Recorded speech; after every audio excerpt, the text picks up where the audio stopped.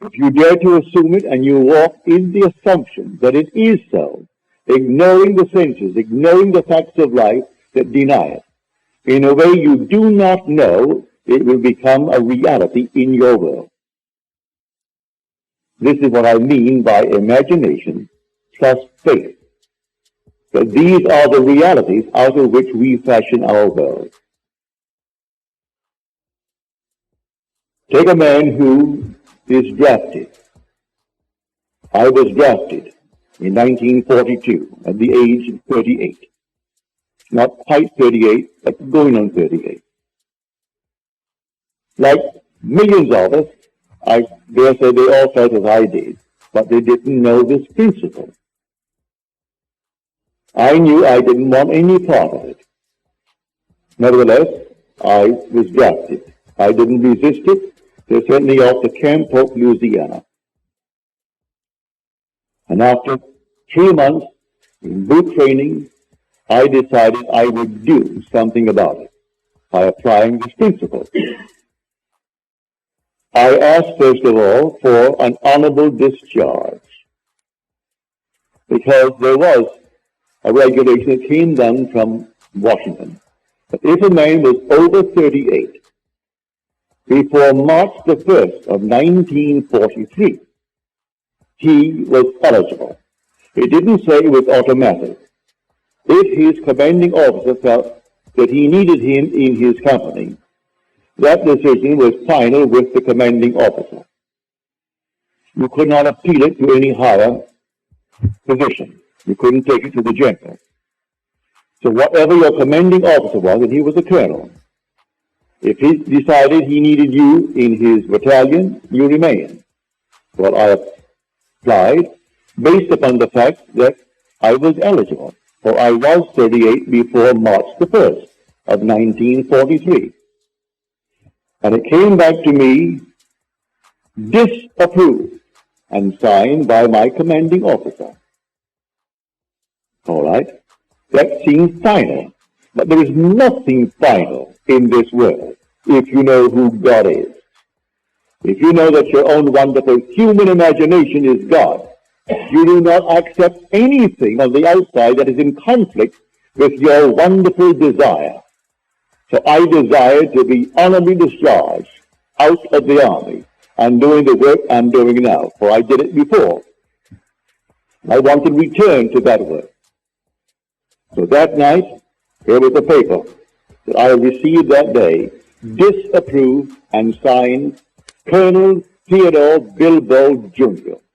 His father was Senator Bilbo of Mississippi. As I retired in my barracks with all these men around me, I assumed I was in my own apartment in New York City. I knew it well. I left a wife and a little girl only a few months old when I was drafted. My son volunteered, and he was with the Marines in Guadalcanal. And they picked me up, and I was drafted, and my little girl was born the end of June of that year, so she was only a few months. And I had a wife and a little girl, and so I imagine I am home. My wife is in that bed, I'm in this bed, and my little girl is over there in the crib. And then I simply assume I'm walking through the apartment. It was a nice 7-room apartment. And I walked from room to room and touched the objects, and they all seemed so familiar. And I looked through the window and I saw Washington Square. And I looked to my right and I saw 6th Avenue. And then, having gone all through the place, I simply returned to my bed and settled in it all in my imagination. But I gave it the tones of reality. I gave it sensory vividness. I made it so real that it seemed to me I'm actually in my apartment in New York City. But I made quite sure I was not there on furlough. I was there because I was honorably discharged. No furlough, not going back. Well, 4 o'clock in the morning, before my eyes came a sheet of paper. It looked like the sheet that I got from the colonel, where it was disapproved. And as I looked at it, a hand came out from here to the pen, and it held a pen. And it scratched out the word disapproved, and it wrote boldly in script, approved. And then the voice said to me, that which I have done, do nothing. I woke, and all the boys had sung to sleep. I remained because I couldn't break their sleep. I remained until that very moment when I could go down and shave and clean before anyone else did, which I did. And this thing is permeating my entire brain, what happened to me that night. For 9 days, I did nothing. On the 9th day, the same colonel called me in. And after a long chat with me, he said, go back to your commanding officer, captain, and tell him to sign another application. And so I went back. I had done nothing in the interval. And he signed another application. I went back to the colonel. The colonel approved it. And that very day, I was on a train from Camp Polk, Louisiana, to New York City, honorably discharged. To this day, none of them knew or know what I did. I did it all in my imagination. I believed that what I did was fact. I believed that my imaginary act creates facts, and therefore I actually lived in my apartment, and I was not any longer a soldier. I was a civilian, but I was honorably discharged from the army, not dishonorably. And in 9 days, it was fulfilled. I can multiply that story by hundreds if one will actually do it, for we are the opulent power. Instead of doing strange things and getting wrong with the government and fighting for your objectives, you don't fight at all. The voice said to me, that which I have done, do nothing. Well, where was that voice? Within me. That very voice that I heard coming from without was whispering from within me. The voice that said to Moses, I am, that is who I am. And he heard us coming from without what is being whispered from within. For are we not told in Scripture that we are the temple of the living God, and the Spirit of God dwells in us? And God is Spirit. Well, if the Spirit of God dwells in us, then how could I hear it from another? He is coming from within myself. And so I heard it. When I could not get any passage, I did the same thing when I seemingly was locked in an island for months to come because there was no train, no ships coming. I did the same thing. I remember what I did in the army to get out. I did it when I was in an island and could not get out. And then a long, long list waiting, and they called me and gave me passage for my wife and my little girl and myself. And yet there were thousands waiting all through the Indies to get out, and only 2 little ships servicing the entire group of islands. And I simply got out. It doesn't matter how. I did it normally. I didn't kill anyone. I didn't bribe anyone. I didn't pull any strings. I simply applied this principle. If I actually got passage, would I sail? Yes. But then I assumed that I'm on a ship.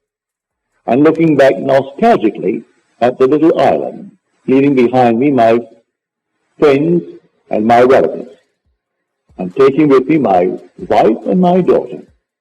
And I look back, and it seemed so normal and so natural. I gave it tones of reality. I could feel the salt of the sea on the rail as I held the rail of the ship. I could smell the rawness of the ocean, and I could see the island. And then, within a matter of 24 hours after I did it, I got a call from the Altor Steamship Company to come on down and see them. I went down, and they said, we have a passage for you. There are only 2 beds that the little girl can sleep with her mother, and you can sleep up. And so there were 2 bunks. And it's a lovely ship, small, only carrying 60-odd passengers, but I sailed and came back on time as I was committed to go to Milwaukee the 1st of May. And I got there in time. So I asked everyone to believe in God. But God is not something on the outside of you. God is your own wonderful human imagination. If you have any other God, you have a false God. Therefore, do not feed him anything but loving thoughts. Nothing but loving thoughts. Always exercise your imagination lovingly on behalf of everyone in this world. It doesn't cost you anything, and it doesn't hurt anyone. And you will find yourself becoming the man that you want to be, the lady that you want to be. And you'll move from stage to stage to stage without hurting anyone and fulfilling all of your dreams. Then you'll know how true the statement is. That all things are possible to him who believes. Because with God, all things are possible. And you'll find God. You'll find him in yourself as your own wonderful human imagination. That is God. As stated so clearly in Scripture. He is called in Scripture the potter. And the word potter means imagination. So I go down to the potter's house to see how he does it. And he was working at his instrument. And there he was at a field making something out of clay. But what he had, the vessel he had in his hand, was spoiled. And he reworked it into another vessel, as it seemed good to him to do. He didn't destroy it. He didn't discard it. He reworked it into another vessel. So you don't discard anyone. You rework him. See him as you would like to be seen by the world. See him in a more noble light. So you rework him in your own imagination and believe in what you've done. And he will conform to it.